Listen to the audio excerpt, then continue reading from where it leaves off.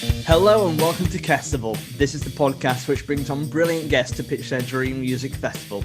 My name's Matt Hoss and I'm the host, and I'm here to guide you through their festival. Today's guest is Iceland's biggest stand-up comedian. He has done numerous TV specials, and he has his own Netflix special. Please welcome the international star, Ari Eldjárn. Hey, how you doing, mate? I'm good, mate. Thanks for having me. Oh, it's an absolute pleasure to have you, Ari. And how are you doing today? I'm doing good. We are in semi-lockdown mode over here in Iceland, and I have barricaded myself in my little home office, and this recording might occasionally be interrupted by a screaming 2-year-old. Hey, well, to be fair, we're prone to interruptions. This has been the year of interruptions, isn't it? Yes, yeah, year of working at home as well. Bless. Again, thank you for coming to Castable. It's great to have you on. And so we're going to be talking about music and festivals today, but the question we like to start with, Ari, is if someone were to ask you, what kind of music are you into? How do you typically respond to that question? I think, like, in most circumstances, I would say that I'm into old music. Okay.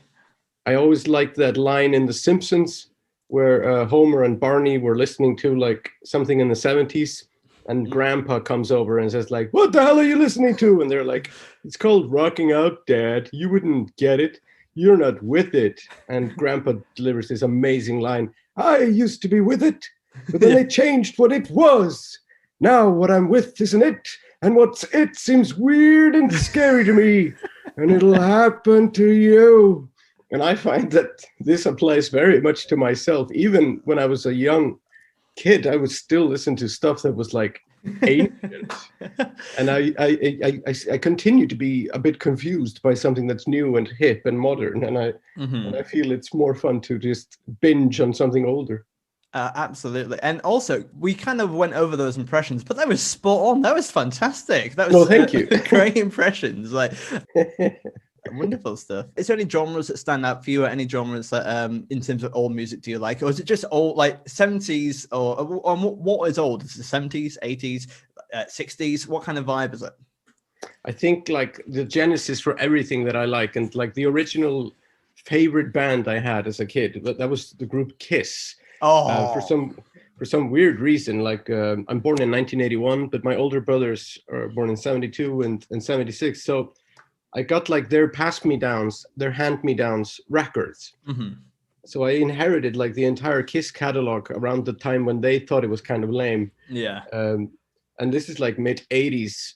This is when my peers are listening to Michael Jackson, but I'm just like listening to Kiss. And, so I think that might be like my favorite period is like 70s rock. Yes. Oh, I'll tell you what, I got into Kiss as a teenager, and I went to see him live in 2010. I went to a gig in Newcastle with my face painted up, and it was honestly one of the best shows I went to because they put on a show. Do you know what I mean? Like, yes. And I think whatever you think about Kiss, and there's a lot of opinions to be had, but I think they do put on a show, and I like them a lot. So. They do. I saw them in Copenhagen in 2008. One of my saddest memories from childhood was that I missed the show they performed in Iceland. The one show they performed in Iceland was in 1988 during like the absolute nadir of their pool. It was like a 2,000 people show in like a horse arena here, and no makeup or no very low budget. Yeah. Still, apparently the band was really tight back then. But I missed that show because I moved to England 2 weeks prior with my family, and I just missed out on them. So I rectified this by seeing them in Copenhagen in 2008. Mm-hmm. And I just loved how they hadn't changed any of their shtick. Like Paul Stanley is still doing the same, like, "All right, Copenhagen, you ready to rock?" And you could see that he kind of wasn't ready to rock himself. All the banter, he's teetotal, but he's got a song about drinking booze called Cold Gin. Yes, yeah. And the way he relates to the audience before the show, it's like, "I heard that some of you would like to drink some alcohol." I'm like, "You've never had a drink in your life." That's also, talking about impressions, that's an eerie how Paul Stanley talks in a gig. "Are you ready to rock?" Also, if you've never heard Kiss and this is your first impression of them, they sound monstrous, don't they? Hello! There's a really good, I read his autobiography. It's a very good chapter where he explains his whole theory behind relating to the audience by doing this kind of banter.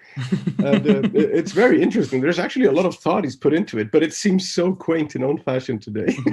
Yeah. Well, to be fair, when I went to see it, it did work. Although I remember this bit before he played Love Gun, he goes, "Scream out for Kiss!" And then I went, "Oh yeah." It goes, "But now shout Paul Stanley!" And we're all like, "Paul Stanley!" That goes louder, Paul Stanley. And now I think about that once a week, and I'm like, that is weird. Actually, why did we do that? Yeah. What were the rest of the band thinking? Like, yeah, come on, exactly. like, can we get a shout out for Eric or like, yeah? I mean, like, do you have frontman issues? Yeah. But yeah, that was the first band I liked. So I think I always have an affection for that period in time. Awesome. And but off air, we were talking about guitars and music. Did you ever want to be a musician? Yes. My late brother, he was my oldest brother. He was a great guitarist. He was in many bands and many rock bands and a bit of a shredder, if you know what I mean. Mm-hmm. He would play a lot of rip-roaring solos. So it was in my childhood, for sure. I was exposed to like the idea that it was fashionable and good to be in a rock band, and especially to be a good guitarist. Today, you kind of don't see guitarists that much around. Today, a band is more likely to be like two people, one of them playing a laptop and the other one kind of noodling on a guitar. Yeah. Back in the 90s, the kind of gold standard for it was that, you have to be a really good guitarist and you have to be able to play really complicated stuff live. Mm-hmm. And I always was fascinated. I always wanted to be like a rock star, which I didn't do much to achieve that goal. But I always liked the romantic side of it, the showmanship. Yeah. I think we've talked about this quite a lot on Castival, but I think there is a massive link between people who want to do comedy and wanting to be a rock star. Do you know what I mean? And I think there's a link there for sure. And I think definitely all comedians want to be the front man of that band as well. Do you know what I mean? I wish I could like crowd surf after a comedy gig. Do you know what I mean? That's the kind of thing I want to do. And I've tried it before, but people have asked me to stop. So yeah. Yeah, and also like after the gig, you could like throw out your set lists like sweatbands, Yeah, it's like here's the pigeon joke. There you go. Whoa, that's it. Like, instead of throwing drumsticks out, you can just throw like your manky glass of water that you use throughout the show. You can just throw that. Exactly. Over. Yeah. You mean that's like since you mentioned the drumstick, a friend of mine, her dad, he went to see Led Zeppelin in Reykjavik in 1970. And he caught one of John Bonham's drumsticks. Are you joking? Oh no. My God. He basically he lunged into the air to grab it, and then like 20 hippies jumped on him, tried to catch it, and then he just crouched like with it and preserved it. Yeah. And he still has it to this day in his attic. Or that would be my pride of furniture, and I would like other people ask me to move it, but no, it's staying in the living room. It's going to be instead of a TV, we have a drumstick which we'll watch there for an hour. That's what I'll do. I'm not a lot of fun off this podcast, Ari, but yeah. So have you been to many festivals in your time? No, not really. The few festivals I've been to back in the day, most of them have been here in Iceland. Mainly been to the Iceland Airwaves Festival, and also the Roskilde Festival in Denmark. That's like the kind of biggest festival. I've never been to those huge ones, Glastonbury, Reading, or that stuff. Yeah, but I'm kind of familiar with the concept. But I always struggle a bit at these festivals with accommodation. Yes, absolutely. Are you not a fan of camping? Not a big fan, no. I remember when I went to Roskilde in 2001, my brother's band was playing their Apparat Organ Quartet, a brilliant band, which is still going to this day. You should check them out. Absolutely. It's like 4 organ players and a drummer. It's a rock band. That's awesome. One of the members was the late Johan Johansson, a film composer who was would later be nominated for an Oscar for The Theory of Everything and I think it was Sicario as well.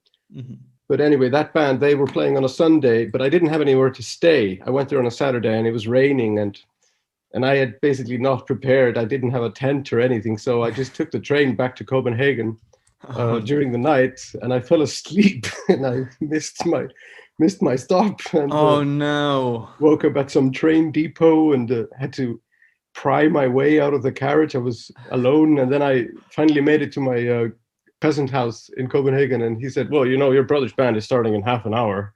Where have you been? Oh, I went to sleep in a train. Okay, I'll drive you. So he just drove me back to Roskilde, and I barely made the show, but I did manage to see the show. It was fantastic.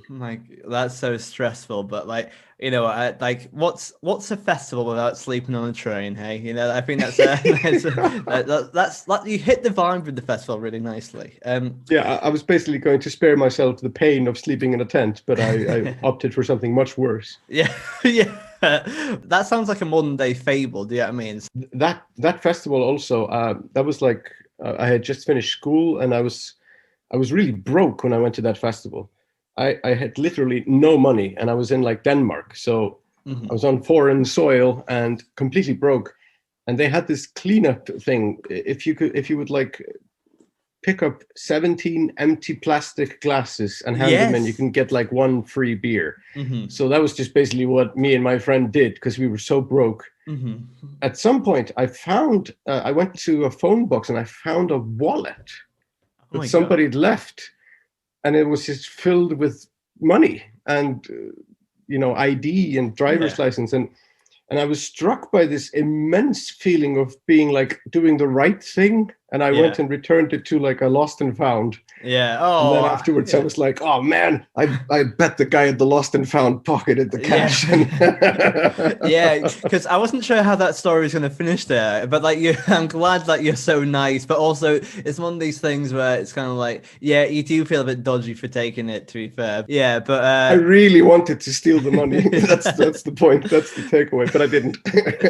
But also, it's something we haven't really discussed much in this podcast, but it's a thing that happens at every festival, is that they have a green initiative where if you return the cups, you get a certain amount of money back. I think it's frankly a large amount of cups to return per money back, because they don't give you much money for it. But I see a lot of people who spend the whole of their weekend, instead of watching bands, just kind of like, I need to save money for a beer. And they're just they move your feet out of the way during the mosh pit and like, right, let's get these cups under, and they get like stacks of them up to the sky as well. And they do it all for one warm beer as well. It's like, mate, just go and watch a band. It's fine. Yeah.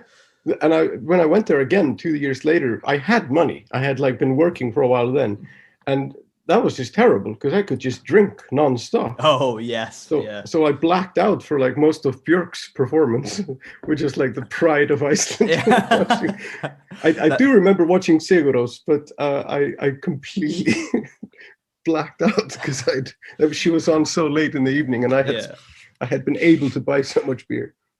Well, that's the thing, because it's quite hard to do moderation at a festival, because if you start drinking, particularly at British festivals, you start drinking at 11 o'clock and you just drink for the whole day, and people get very drunk. So it is a balancing act for sure. It is. I met my cousin again at that festival, and he had his friends with him there. And they sat there drinking at the beer tent, and they had this program with them. And then they said, like, okay, which band are we going to miss next? Because they never went anywhere. They just stayed in the beer tent. One of my flatmates a long time ago, he really loved music as well. And he liked a slightly different type of music to me, but he went to go and see a lot of bands, but he would get really drunk at all of them. And I would make a point not to get too drunk at shows, because every show I went to really meant a lot to me. So I really thought it was important to remember it all. I would have a beer or two, but I wouldn't get wasted. The only time I got wasted was at a Kaiser Chiefs gig in Margate in Kent, which was a rough gig, and I was almost stuck in the taxi on the way home. But that's not the story I want to tell today. But I remember him telling me a story about him going to see Arcade Fire with his sister, and he was like, "Oh, play Rococo," and his sister was really embarrassed, like, Matt, they just played that 5 songs ago. Can't you remember? He was so drunk that he couldn't remember it happening. And I was like, oh, bless you. Oh, do Stonehenge. Yeah, exactly. Yeah. Oh, Well, I think that's a perfect time to go and set up camp for your festival. yes. Hello and welcome to Season 3 of Castival. Great to have you back. If you like what we do, please give us a 5-star rating on Apple Podcasts and write us a little kind review. Also, why don't you share our podcast? Tell a friend about it. Word of mouth really helps spread the word, so please help us do that. Why don't you tweet at us at Castival Podcast and drop me a follow at Matt Hoss Comedy. Why don't you watch me on Twitch at Matt Hoss Comedy? If you like sci-fi books, why don't you buy my book called Purify from www.matthosscomedy.com. Enjoy the rest of the episode. Cheers. Castival, if you can hear me, I want you to sing along. Go for it. One more time. You got it. What is the name of your festival?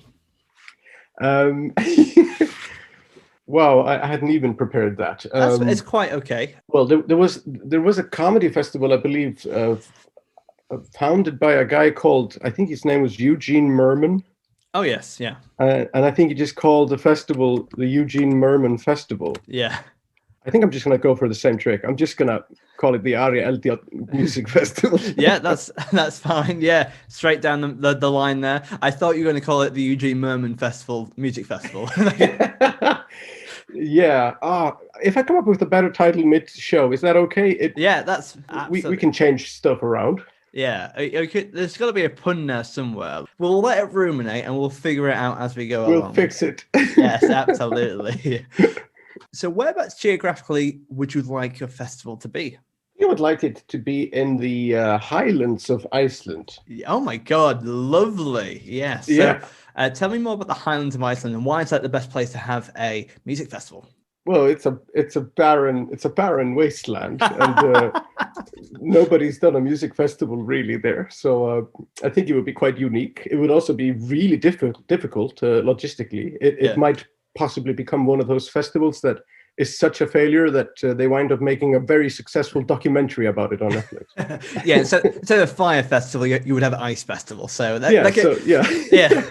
Or the Fire Iron Festival, because that is what my name means. Yeah. So yeah, the Fire Iron Festival. Let's just call it the Fire Iron Festival. Yes, I like it. We're setting up to fail straight away. That's great. Yeah, so it's going to be a festival that's going to be very difficult to produce. Hardly any roads that are going to be there. The weather is going to be dodgy as hell. The only real month we could do this is July, when you do have 24-hour daylight, but because it's so high up, it could be freezing cold still. Okay, you're really selling it to me right now. And there's no roads. It's going to be freezing, and it's going to be logistically tough. It's you know what it could be. You know how there's some like extreme sports which people sign up for. It could be part of that, right? It could be like, oh, if you can make it to this festival, you can be part of it. But it's mostly like a wilderness kind of thing, and I think that'd be cool. Yeah. It's kind of like a test. Yeah, if you can find your way. I think I would probably like to have it in the east of Iceland, because that's as far as from the international airport as possible. There is a great little spot in Iceland called Borgarfjörður Eystri, which is like the East Borgarfjörður, and that's where Bell and Sebastian played 15 years ago, and a tiny festival. Really? Tiny festival called Bræðslan. So this is actually a true story. There is another place called Borgarfjörður, which is just like an hour from Reykjavik, but this one is like 8 hours from Reykjavik. And a handful of local hipsters went to the wrong Borgarfjörður to see Bell and Sebastian. It was really sad. Oh no! When they arrived, they're like, "Oh, it's the east one. Can we make it in half an hour?" No, you cannot. It'll take you 7 hours to drive there. I mean, I love the optimism there. But I thought that was so nice that they went and played that tiny festival, and then they just got shit-faced with all the people at the festival because it was so small. There was no backstage or anything. We've all done those comedy shows as well, where like it's such a small thing that you just go and chat to the crowd afterwards, and you just go and hang out with them. So exactly, Franz Ferdinand pulled this too when they came to Iceland. They were at the peak of their fame, but they opted to play for a 1,000 people venue and then 100 people venue as well. Mm-hmm. So they just did 2 really small shows. I kind of like it when a band does that because it means that there's not pressures and they're just happy just to play music and hang out with people. Yeah. Okay, so we're in the east of Iceland, in the highlands, as far away as possible from the airport. And so without revealing the lineup, how much would you charge per ticket? Well, being Iceland, this would have to be very expensive, just because of, tax and the fact that we live on an island and that alcohol is taxed very heavily. So I would say the admission would be £200. That's not bad. That's absolutely that's good. That's about the price of a normal festival, maybe a bit lower. So yeah, that's pretty okay. Well, let's say 500 then. I'm too naive. Let's say 500 to be on the safe side. Also, you have to earn it. I love how the price changed so fast as well. Like it was like, you know what? I bet as soon as people get here, it's like, all right, I've got this £500, and like, no, it's £1,000 now. Come on, give it to me now. Prices just went up. And if you can't afford it, then pick up the rest of these cups, motherfuckers. You know what I mean? That's what they're going to be doing. So £500, but it's temperamental. £500. Yes. And okay, and I know you don't like camping, but will there be camping in the highlands of Iceland? Yes, there will have to be camping, and it'll be very cold in the night. Well, this is the first time where a festival is legitimately quite dangerous. Do you know what I mean? Well, there's been other ones which have been dangerous in different ways, but this is the first time that if you go camping, you might get frostbite during it as well.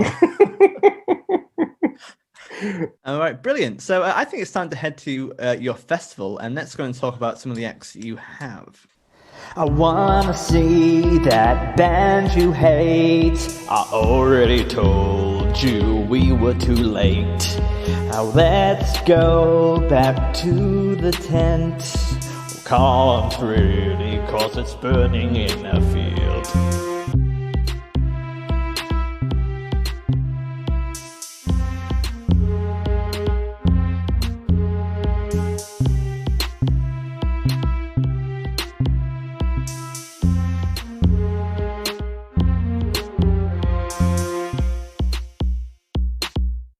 So I'm not sure how you've planned your festival, if you have a structure, but how many days of your festival do you have?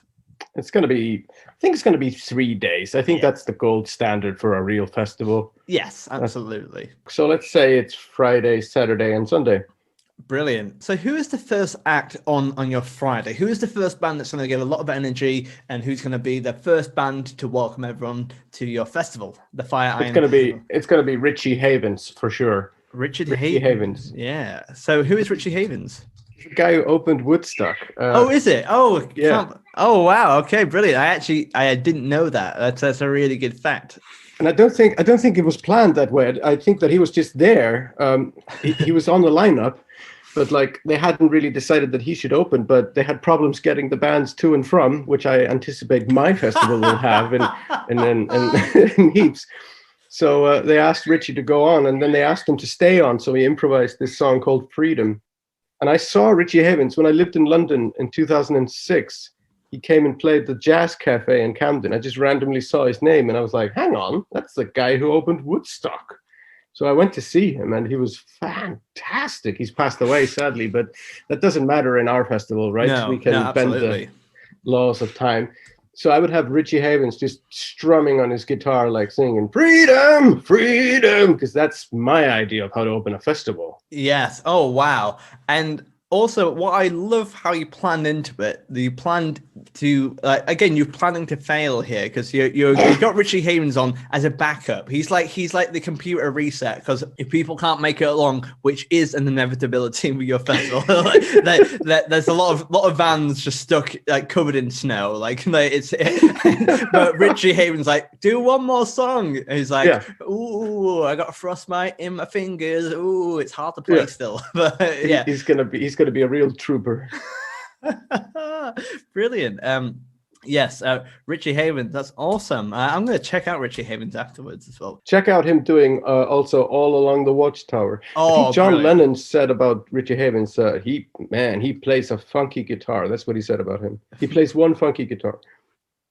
Awesome. I love the quotes and the impressions today. It's been very spot on, mate. Well, I didn't do a John Lennon impression. No. I did really well, he plays one funky guitar. No, I can't really do him. You were on the cracks there. It was not bad. It was on. Yeah. It was. It's easier to do Paul McCartney, because he's always a bit rewriting history, isn't he? You always forget the bad bits, don't you? I think it's a good album. I don't like it. I'm going to ask you for more of those. I want to hear a Ringo impression afterwards. Well, Ringo, peace and bloody love. Yeah. That's good. That's not I can bad. mainly do Peter Serafinovich doing Ringo, like, I like music, bloody music. That's wonderful. Okay, after Richie Havens, after his 11-hour set, who is on after Richie Havens? Well, nobody. That's Friday done, because nobody will have arrived. Richie is just going to play for 11 hours. He's just going to play Freedom for 11 hours in front of a crowd of 2. And that's because everyone is still on their way up to the Highlands. Okay, so hold on. So this is a castable first, where we have the person who's opening is also headlining the first day, but not necessarily because they want to, just because they're the only one available. In fact, they seem to be 33% of the whole festival at the moment. There's only 2 other people. I assume you're one of these other people. Who's the other? Am I the other person? I don't know. Yes. Yeah. Okay. You and me. Just you and me, no one else. We're all quite cool. We have to huddle together and go, freedom. Everyone is still just waiting for like the mountain rescue squad to help them climb the slope of death. Yeah, it's getting more and more dangerous as we're going along. I bet we're camped into on like an ice ridge, if you know what I mean. That'd be great. Yes, we're above the snow line. This is July, but it's still unseasonably cold. Okay, brilliant. So, Richie Havens, and I like it how he has to play for 11 hours as well. He's like, "Can I go home?" It's like, "No, it's in your contract. We brought you back from the dead for a reason, mate." So. Anyway, so that's the quickest Friday we've ever done in our lives. Yeah. So is there much of a party atmosphere at your festival? Do you like the big nights out drinking, or is it a bit more chilled out? There is a big party atmosphere. And in fact, you and me are both so drunk by this moment that you are screaming at Richie, "Do Freedom!" And I'm like, he's been doing it for 11 hours. That's so good. But yeah, it is set up perfectly as a party atmosphere. There is a lot of beer tents. There is a lot of staff at hand. Mm-hmm. And we are the only normal audience. But there's a lot of catering. There's a lot of staff. And I mean, it is a pricey ticket, but it does come with, a lot of snacks and a lot of beer. And it's sponsored by a local vodka company. So yeah, we're sorted. Yeah. Lovely. That's good. To be fair, it feels less of a festival right now. It just feels like we're just hanging out together watching our festival. It feels like it's not really much of a party. It's more of it feels like more of a documentary at the moment. So it feels like one of us is going to die in the mountain. So it's going to be, it's all being filmed for the documentary, which will become much more popular than the festival itself. See, this is how we make our money. We don't make our money from the £500 tickets. We make it from the documentary afterwards. That's how we're doing it.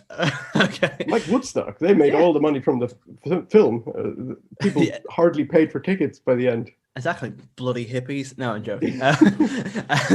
Okay, so after Richie Havens, his legendary set, who do we have on for our Saturday?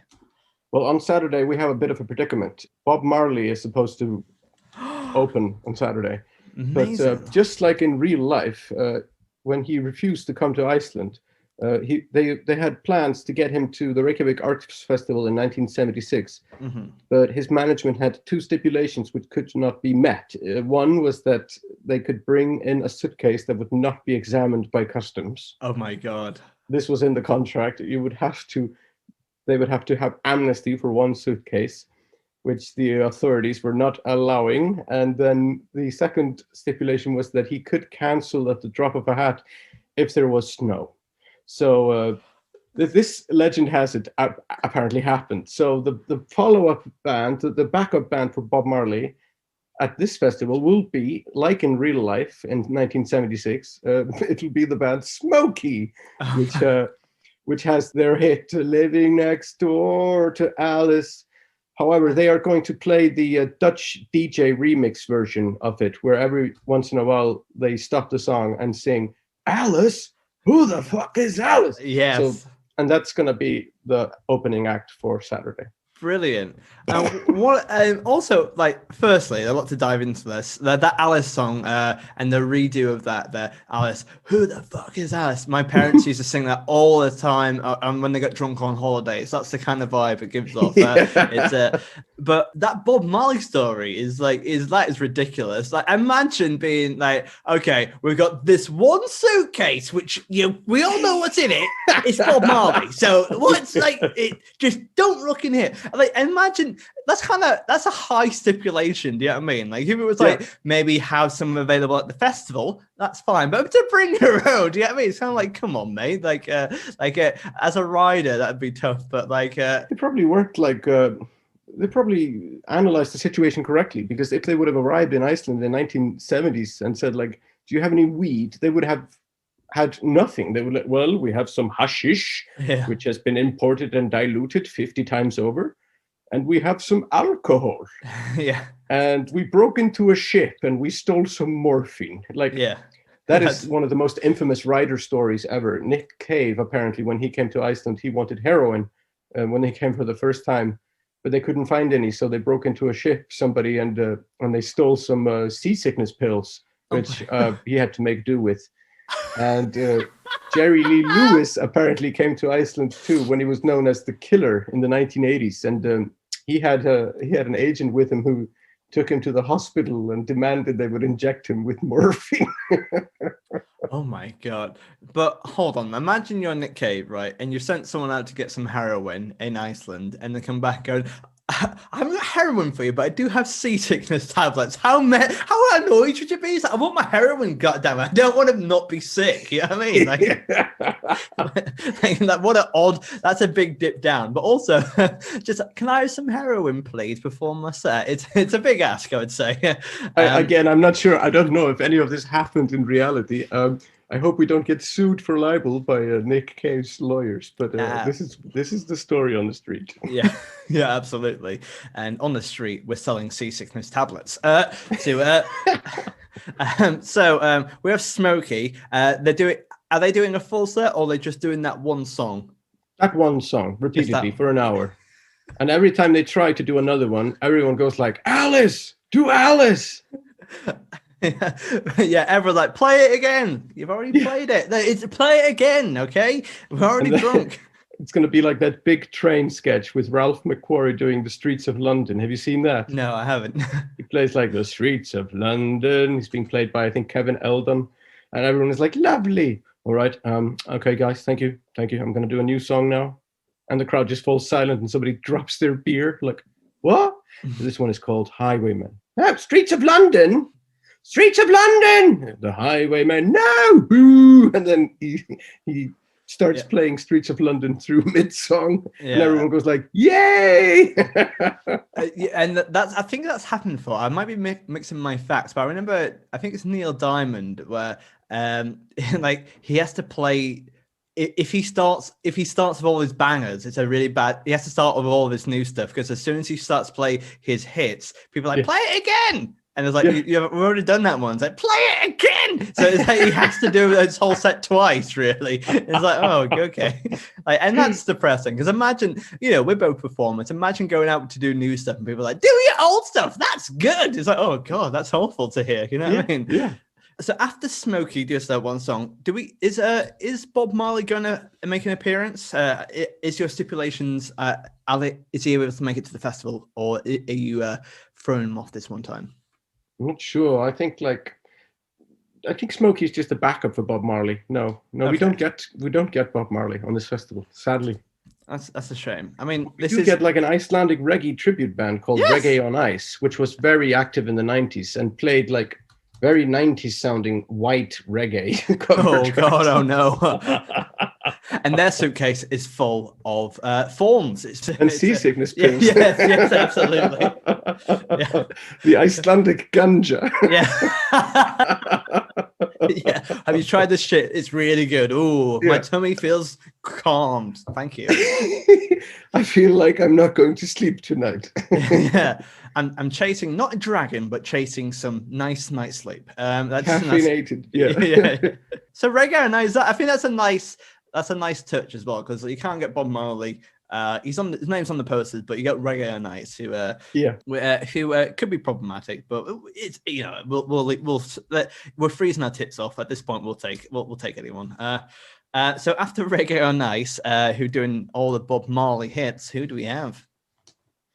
Next we have Johnny Cash. Hello. But this is Johnny Cash had he lived on and kept doing American recordings. Mm-hmm. And this is like Rick Rubin has him down to like up to like American recordings number 20 by this point. So he's basically just playing what's on the radio at that point in time. Yeah. And he's just covering like Bloodhound Gang, you know. He's getting really tired of doing these like the roof is on fire. They don't need no water, let the motherfucker burn. And then he gets tired of it and it just goes, and it burns, the ring of fire. And they're like, no, do Bloodhound Gang again. Do Bloodhound Gang. Oh, I don't like that song. It's sacrilegious. I don't think they're religious. And then, yeah, he's doing his best. And then he has to do Britney as well. I'm a slave for you. I don't think this is a good song either. I like Johnny Cash having an existential crisis on stage. That's what I would pay to see. I would love that. I love Johnny Cash, and there's actually a really good audio documentary on Audible called Folsom Untold. I can't remember the presenter, but it's really well told. It's really interesting, and it talks about after Johnny's rise to fame in the 50s, and then his before he did Folsom Prison Live, how his career took a massive dip and how that took off for him. And it's really genuinely fascinating, and what happened to him afterwards because of that. It was really wonderful. Yeah. He's like he was a has-been by the time he did like the prison recording. Yeah. Which is something we connect with him like as like, oh, that's his genesis. No, that's like his second or third act even.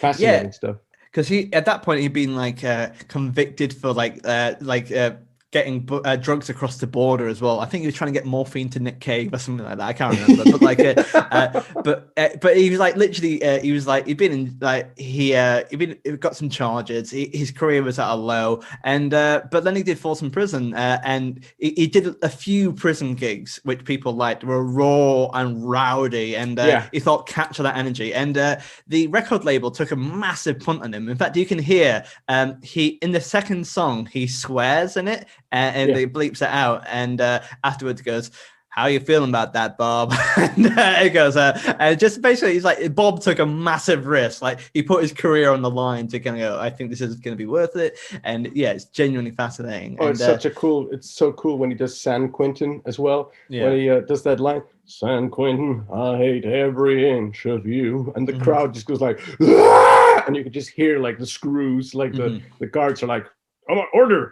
Yeah. Like they have rifles, you know. Yeah. No riot. Enjoy the music. And also what's great about that is that if you don't know, on the final way he finishes Folsom Prison Live is I think it's a Grey Chapel. It's Greystone Chapel. That's what it is. Yeah. And that was written by a person called Glenn Shirley, who was in the prison at that time. And a vicar had snuck a recording of that song from Glenn Shirley, and it got somehow to Johnny Cash, and he learned it in his guitar. He learned it in his room the night before, and he played it to finish off the album. And that's amazing as well. And that is genuine. And because of that, Glenn Shirley had a career. But no way. Yeah. It's really cool. Wow, I had no idea. Jesus, that's a magnificent thing. Yeah, it's pretty. It's a really good documentary. It goes further on that as well, but yeah, it's really riveting. So I highly recommend it. But I love those albums he did, like when he was an old man as well, when he's just like doing Hurt and. And I think that's a really interesting thing that he did that. Yeah, and I like it because there are stages of Johnny Cash, if you know what I mean. Like as you mentioned earlier, there was the early stage with Ring of Fire, then there was the post Prison Blues. And then obviously later on in his career, he still had those Hurt albums and those American radio ones. And it's a different vibe, but it's far more, it's matured. It feels like whiskey at different points. You know what I mean? It's like, wow, you can feel the intensity as well, particularly with Hurt as well. It's really well done. And I think Johnny Cash, he does get love on Castable, but I think he's such a legend and he has cultivated that as well. So after Johnny Cash has a breakdown on stage during the two people of us just being there, why don't you to go and enjoy something else? No, we're here to enjoy you, Johnny. Now play Baby Hit Me Again by Britney. Missed that. I forgot what it's called there. Hit me one more time. Baby, hit me again for you. Oh, baby, baby. So yeah. That sounds good. So after Johnny Cash, who do you have, mate? By this point, we have people in the audience. Great. We have like about 200 people who have arrived by snowmobile. Yes. And have been saved by the local rescue squad. So we're going to need something that really gets the crowd going. Next up, we have the Smiths. Oh my God. Yes, please. Yes, I don't mind a bit of that. So is it Reformed Smith or is it 80s Smith? Oh, nice. It's Reformed Smiths, but they are physically the same as 80s Smiths. Yeah. So it's and they're doing covers now. They are doing a Johnny Cash as well, and they have done like a vegan cover of Who Let the Dogs Out. and they have rewritten the song to be like political, and Morrissey sings, "Who let the dogs out? A most fortunate freeing of this canine being. Who let the dogs out? Who let them out?" But then it all goes to shit when Morrissey starts doing his jingles. He's done for McDonald's because he completely abandons his vegan policy mid-set, and he does like his commercial jingle for Big Mac, la da da, and the boy with the salt in his fries, and people just boo him off stage, and they're like, boo! McDonald's version of Smiths, the corporate Smiths. I like that a lot, actually. Yeah. But also, I kind of love how you you obviously love the Smiths. You literally sound like Morrissey there, but also you've been further away from what Morrissey could ever be. Like, firstly, he's a corporate. He's quite accepting to the rules, and also he's doing Who Let the Dogs Out. I mean, imagine Morrissey doing that. He's really pushed the boat out there. Fair play. I mean, and Johnny Marr's like, just good to be back, really. It's fine. Yeah, Johnny's just killing it, playing his Rickenbacker, and and Noel Gallagher is in the wings, just admiring him. Yeah, with gloves on and just nodding very slowly. Yeah. So that's great. After the corporate Smiths, who do we have? I think we need to after the corporate Smiths, we are going to get Madness. Oh, very nice. Yeah, and we're going to get 1979 Madness. They're all really young, and they haven't had as many Guinnesses as they have now. And they're just killing it. They're just playing all their biggest hits. So it's quite upbeat as well. And Madness has got a lot of energy as well. Like, there's quite upbeat. So are you a big fan of ska? Yeah, and I'm especially like a big fan of Madness because that's my first introduction to that world.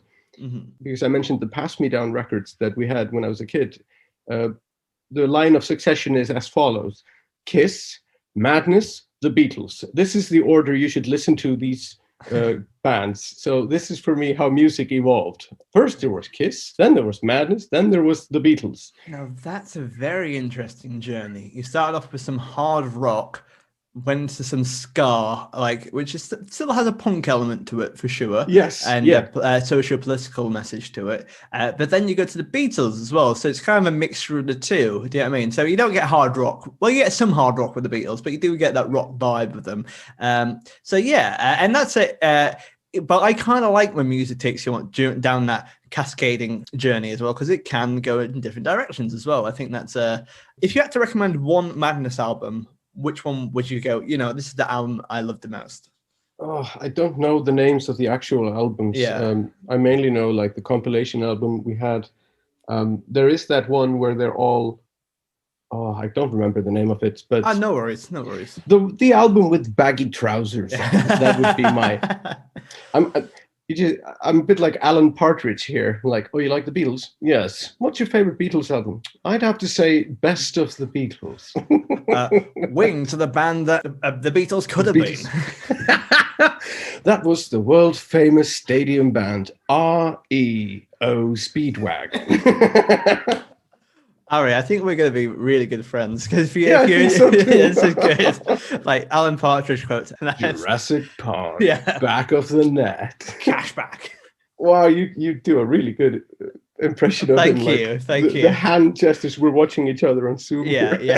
Absolutely. Oh. I do my best. Well, I think I've got a Partridge vibe for sure. So brilliant. So after Madness, and it's good. I'm glad that you have that connection to them as well. Do you feel similarly towards the rest of the bands on your lineup so far? Do you still have that connection, or is Madness the one which is really stands out for you?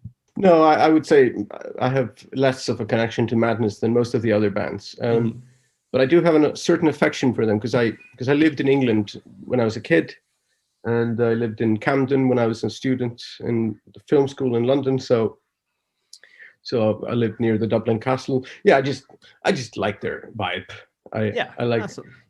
I just like the pint feeling you get from them. Like, oh, the lad's having a pint. Yeah. Yes, yeah. There's camaraderie there. It's nice. Yeah, and you can just tell how often these guys have been hungover together.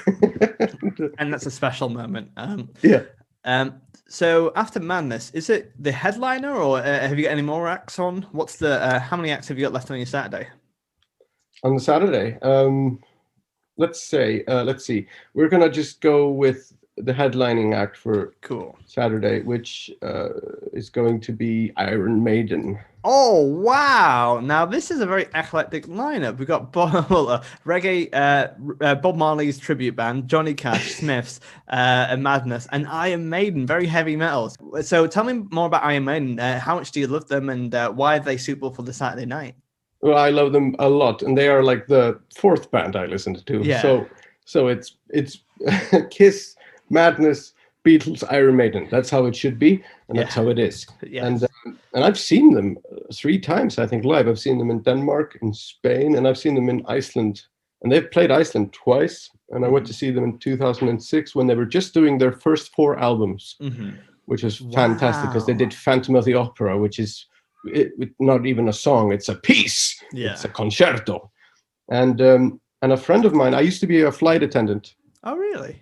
I worked for Iceland Air, but around that time, the singer for Iron Maiden, Bruce Dickinson, who is hyperactive, he was working as a commercial pilot for Iceland Express, which was the other airline we had at that point.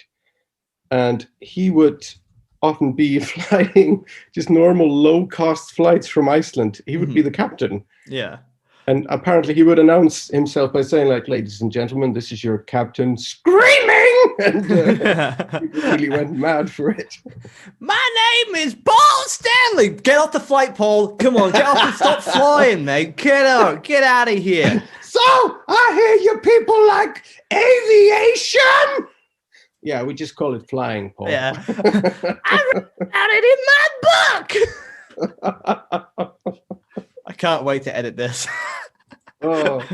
Iron Maiden is just going to play like all of their greatest hits, but only from the first 4 albums. Okay, so is it just because of that emotional connection, or do you think they're a lot better than the rest of them? Or yeah, I think they're the best, definitely, for sure. To be fair, I know I'm not sure what the order are in terms of discography, but there are some amazing Maiden albums, like the 2 Minutes to Midnight album, I think. Yeah, that's Power Slave.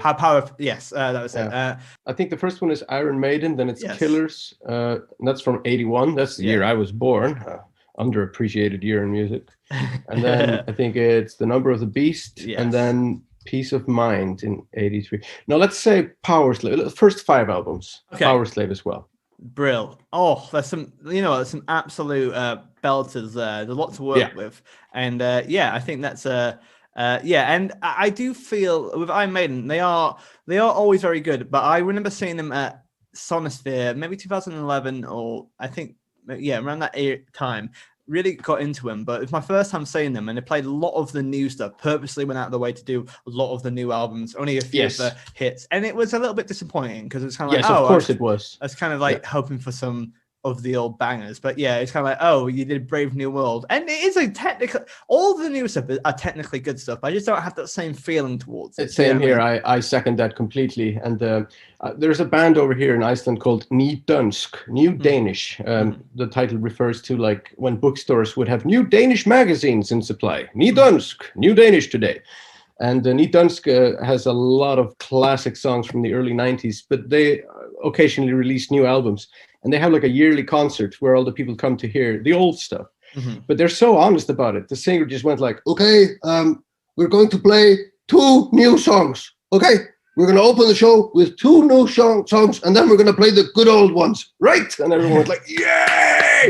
So the expectations were managed perfectly. Yeah. People knew, it's just 2 songs, and then we're just going to go nostalgic. Yeah, I think that's fine as well. Because it's one of these things where with certain bands, like when they play new stuff, it's quite clearly not as good as old stuff, or like like the mood drops as well. It's kind of like when if you perform comedy and you go into a new bit which is a little bit under rehearsed, or like you talk about something which people aren't interested in, and it just you can sense a room just go. You know what I mean? Like, and then as soon as they let you get into an old song, like, way, you know what I mean? Like it's you have to manage that vibe as well. I remember seeing Pixies, and that happened quite a lot with their new stuff, because their new stuff can be a little bit hit and miss sometimes. So I remember I saw the Pixies in 2004, I believe, or maybe it was 2005. It's when they reformed, and they were. I think they toured America, and then they went and did a European tour. And as bands often do, they would use Iceland as a stopover, either on the way on the tour of Europe or on the way back home. So we're usually like the first European stop or the last, depending on what they plan. So there were 2 sold out shows. People were really excited. But I remember people were feeling a bit like disappointed, because I think they were just like so new to playing again that... They were a bit timid.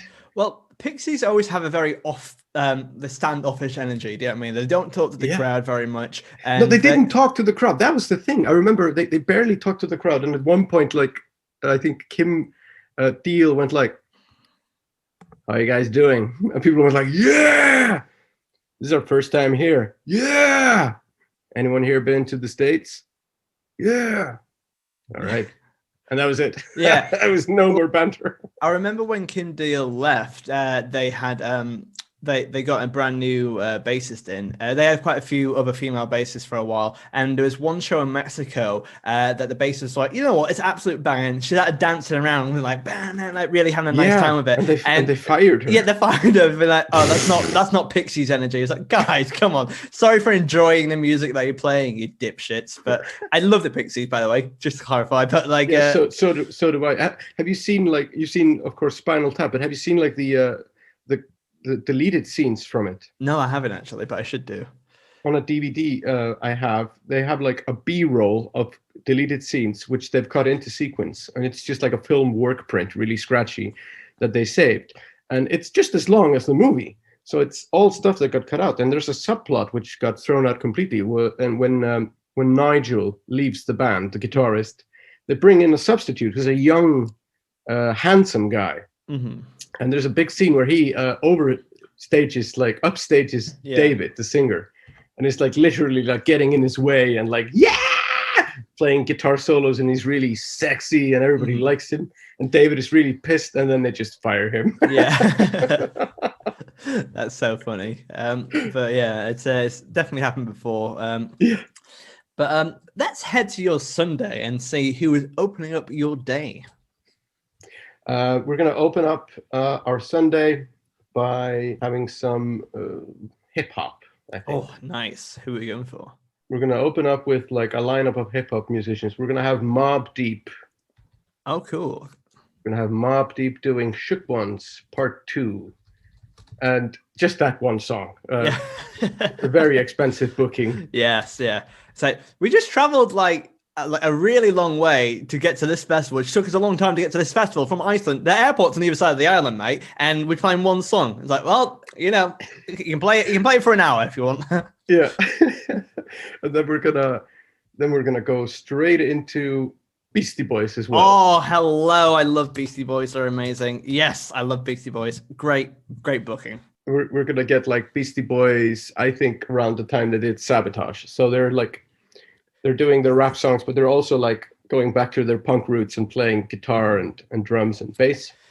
Again, another great recommendation, or audio or book-wise. The Beastie Boys book, they talk about their genesis and their evolution from that as well. Really fascinating. And also, that album, Ill Communication, is the first album they all played. Well, it's the second album that they all played instruments on. But yes, and they tried to do something different with each album. But they still had that rap, still had that rock, and they had a really good sound with it as well. Yeah, great album. That book is just phenomenal. I just listened to the audiobook version of it last year. So good. And it's so funny that like there's a portion of the book where there's just photos taken by Spike Jonze. So for the audiobook, they just got him to describe the photos. And he goes, yep. It's quite awkward as well. It's kind of like, I'm just reading this out, I guess. And then he went like, he always goes like, and it's a really good photo. It's a very, did I mention this is a really good photo? Yeah. that Beastie Boys book is phenomenal stuff. I recommend it so much on here, but Beastie Boys are so wonderful, and I would have loved to see them live as well. But I would have loved to see them live. I think after Mixmaster Mike joined the band, the DJ, because I used to be like a stay-at-home hip-hop DJ in the late 90s. Yeah, I didn't do any gigs, but I practiced a lot. So I practiced a lot scratching and beat juggling, and I really liked the song they did, like 3 MCs and 1 DJ, because it's just him with one record going like, it's just scratches. Yeah. And to see them doing it live, it's just, it's insane that he did that, because the Needle could jump at any point. Absolutely. Yeah, it's such control. That's the thing with Mixmaster Mike and any of those kind of like proper DJ stuff. Like I don't know enough about it to appreciate it. Do you know what I mean? Like, you can kind of obviously appreciate someone doing a guitar solo because you can hear and see it, but there's a lot more technicality to what he's doing and what anyone does like that. That I don't necessarily appreciate it, if you know what I mean. So, but I would love to know more about it. But Beastie Boys, they're doing the first 4 albums. Was it first 4 albums? Was it? The Beastie Boys will be doing. They're gonna do Ill Communication era stuff. Yeah, cool. Nice one. Good shout. And then after Beastie Boys, who do we have? I think we are moving, at this point, we're going to go into the Beach Boys. Oh, from Beastie Boys to the Beach Boys. Nice. Yes. Again, you've got a lot of different vibes going on here, but I like it. And good vibrations, mostly. Yes, lovely stuff. Is that a dog I hear? No, it's just some pet sounds. See, that was Alan Partridge for you there. Very good. Yeah, thank you. Very good, Matt. So Beach Boys are really cool. I think they are often overlooked by younger people, but they are phenomenally good as well. So yes. So what kind of do you have any stipulations on Beach Boys, or is it just do whatever you want? I think it's going to be a jaded 70s version of the Beach Boys where Brian Wilson is barely playing with them anymore. Yeah. But he is joining them for this lineup, but he is having troubles. But they're just all really rich, and they haven't had a hit in years, but they are banging out the hits. And they're doing like an acoustic version of God Only Knows and Good Vibrations. Okay, lovely. I love how there's like there's an element of torment there, and especially that they've had to drive for 15 hours through the snow on a snowmobile, and like, I hate you, Brian. You know what I mean? Like, after that, after Beach Boys, who do we have? We are then going to change gears completely and go into the Strokes. Oh, hello. Some absolute jarring changes of vibes here, but Strokes are great. And so have you always been into the Strokes? Yeah, I think I fell for them hook, line, and sinker when they first arrived on the scene. And I think that's because they had this amazing 70s affection. Like their videos were shot on like antiquated video cameras, resembling like the 70s studio TV shows. Like the Last Night video I think it's shot on just like, you know, Beta or U-Matic or something, you know. And there was one song with them also where the video was just shot on like hand cranked 16 millimeter film. So I just always liked the vintage sound that they have. Yes, and it's instantly a classic sound. You know what I mean? It's like a very clean cut, and that album is brilliant as well. And and I read somewhere that like it got heavy resistance from the record label when they heard the sound that they were going for. They were like, "This sounds like shit. Why do the vocals sound so bad? The drums are so weak. This sounds awful." Now it's like a classic sound. Yeah, absolutely. Imagine how much you have to always fight record labels and stuff just to do stuff the right way. Do you know what I mean? It's interesting. So if Beach Boys are going to be jaded, do you reckon Strokes are going to be ultra upbeat? Like, yeah, come on, everyone, because they're famously quite low key, if you know what I mean. Yeah, I think they're going to be very excited because this is the 2000 era Strokes. Okay, so nice. they're just like a few young guys with nothing but a few bucks and hope in their pocket. You know, they're really into it. They have yet to grow to hate each other yet. So I think that's the kind of vibe you want. The youth of ignorance. I like that. Yeah. So how many more acts do you have for your festival, Ari? Well, I think I only have one more. I think the closing headlining act, which is going to be the big one. It's going to be a reunited 80s band from Iceland that started all of the Icelandic music boom really internationally. And that's going to be the legendary band, the Sugar Cubes. Sugar Cubes. Tell you what, I've never heard of them, but to be fair, I thought you were going to say Richie Havens again. No, the Sugar Cubes were a band that was formed in 1985 or 6, and they went on to become the first Icelandic band to sell 1 million records. Wow, okay, that's amazing. And their single Birthday was, I think, selected single of the week, month, or year by Melody Maker in 88 or something. So they broke England, basically, and they went on tour. They opened up for U2 on a tour of America, and they were just a phenomenal group. And they were formed as a joke. They were all like kind of bands that came from like the early 80s, kind of, you know, Joy Division, that kind of atmosphere. And they decided to do like a pop group, but like a very arty one. This group, of course, is today mostly known for the fact that one of its 2 lead singers was Björk. Yes. Oh, of course. See, now I know the link. Yeah. So she, this is the band that made her internationally famous. Now I understand. Thank you for letting me know that. I see. So there is so that works quite nicely as well. Yeah, it's Björk's old band, and I've seen them live. I saw them. They did a one-off reunion gig in 2006. They hadn't played together for like 14 years, and they've never played again together. Yeah. So I saw them, and they were phenomenal. So that would be my closing band. That is a band that I'm very, very fond of. And their hit song, the most famous song, Birthday, which is available in Icelandic and English. That's like the first Icelandic pop song that really broke internationally. This is a bit of an odd question, but I think it's interesting to act. So I remember researching a long time ago, when German artists started performing in German for the first time. A lot of Germans really enjoyed it because they felt they had a connection in the voice. Was hearing Sugar Cubes doing a song in Icelandic quite revolutionary for you? Was it significant? No, not really. They mainly performed in English, to be honest. But like, I do remember though that the first album they did do some tracks in Icelandic. And I didn't really understand that Björk has a very special way of singing, so I didn't really understand everything she was saying. Yeah, I was just a kid back then. I didn't really connect with the music when I was like 6, but I would go on to really love the music, and especially Björk's singing. But also the band had another frontman, Einar Örn, who was a very punk rock kind of guy, and not everyone's cup of tea, because he didn't really sing. He more or less screamed or kind of rapped and played the trumpet. So yeah, very batshit crazy band. That's amazing. Well, you know what? I can't wait to check out Sugar Cubes, and when it's my birthday, I'm gonna stick on this song as well. It'd be great. We'll check out Birthday and check out, like, imagine having to sing it. It was one of the official songs of like the Icelandic Music Day last year. So they had like festivals and they had these programs where little school children had to sing like these 3 songs that were being honored, and one of them was Birthday. And I just can't imagine how little kids could sing this song, because it's extremely difficult to sing. And it's really only Björk who can sing it.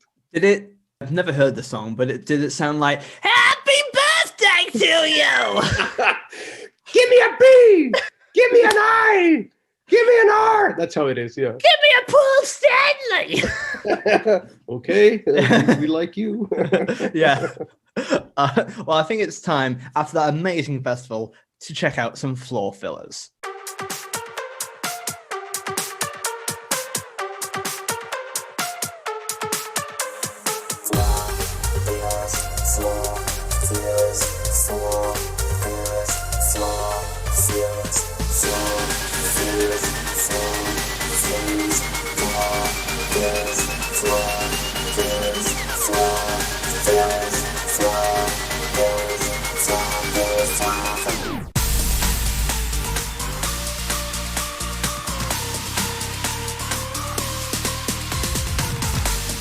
As with event management, things are bound to go wrong, so here are a couple of hypothetical questions that Ari has to deal with in a manner that he sees fit. Oh no, Iron Maiden have cancelled last minute. Who do you get to replace them? Uriah Heep, the guys who did like He's a living. Wonderful. So, someone's running late to your festival, to be fair, and you need to fill for some time. But fortunately, one of your favorite celebrities is willing to do a DJ set for you. They don't need to be a DJ, but which celebrity would you pick to do a DJ set? It would be Elton John. Oh my God, yes. He's not there to perform, but he can do a DJ set for sure. Yeah, just because it would be such a waste to have him perform like as a DJ. Absolutely. Yeah. There's a lot of that at your festival. There's a lot of money and there's a lot of waste. Can't wait for the documentary crew. And obviously, you know, Elton John's going to be a talking head on the program as well. So yeah, anyway. Richie Havens acts like a total diva to you. How do you get your revenge? Oh wow! And I really didn't see that coming. Apparently, that's the one thing Richie Havens never did. Yeah. Well, I forced him to play for 11 hours. No, wait, I already did that. Yeah, yeah. Now he's been a bit of a problem to you. I forced him to close the show as well on Sunday. Yes, finish, mate. Yes, that's good. Play off the crowd. You know, I'd never usually ask this one, but I think because we're in an ice festival, it adds a different context to it. People start setting their tents on fire. How do you put out the fires? You don't. Nature takes its course. In fact, in all honesty, they're probably better off burning their tents if they want to survive the night. Yeah, exactly, yeah. The Beach Boys and the Beastie Boys hate each other's guts. They're both boys, and there's a lot of rivalry. They say that they won't perform if the other band is performing. Who would you pick between the Beach Boys and the Beastie Boys? I would definitely pick the Beach Boys, but I would force them to do the Beastie Boys material as well. Yes. So Carl, Dennis, and Brian would have to do like Ad Rock, Mike D, and MCA's material. Holy shit, that's brilliant. So they would harmonize like 3 MCs and 1 DJ. They would have to do it like, you know, like God only knows. We are intergalactic, planetary. Yeah, there's something like that. Intergalactic. Yeah, I can see it happening. But that's actually a genuinely good idea. Beach Boy doing Beastie Boys material. The Beachy Boys. The Beachy Boys. Oh, that is going to happen. That's our lovely project. mashup. Yeah. And finally, your festival loves you, Ari, and they want you to sing one song at your festival. If you had to pick one song to join an artist on stage to sing, which one would you pick? I think it would be Smokey, and I would be the guy who says, Alice, who the fuck is Alice? Brilliant. And every time I do it, like the people applaud me massively. Yeah. And I get to do a crowd dive crowd surf for every single chorus, like, Alice, who the fuck is Alice? And I jump into the audience, and then I have to get back on stage, and then I jump into the audience. Yeah, it goes on for 3 hours as well. So it's good. You're very bruised at the end of it, but that is the end of Castable. What a legendary way to finish, by jumping up into the audience saying, "Who the fuck is Alice?" Thank you so much for joining us, Ari. Where can people find you online, and would you like to plug anything? Well, you could probably just find me online by Googling Iceland comedy, Ari, A-R-I. And you can check out my special, Pardon My Icelandic, which will be available on Netflix from December 2nd. Yes. And follow me on social media. I'm not very active there, but I do have accounts on Instagram, Twitter, and Facebook. And that's wonderful. Thank you so much for joining us, Ari. But also, if you want to support Castful, you can check out all the other amazing episodes on Apple and Spotify. Yeah, you can make sure you subscribe and give us a 5-star rating as well. You can also follow us at Castful Podcast, and you can follow me at Matt House Comedy on Twitter. Yeah, make sure to give us a review. But finally, let's give a massive thank you to my amazing, wonderful guest, Ari Eldjárn. Thank you very much. Thanks for having me, buddy.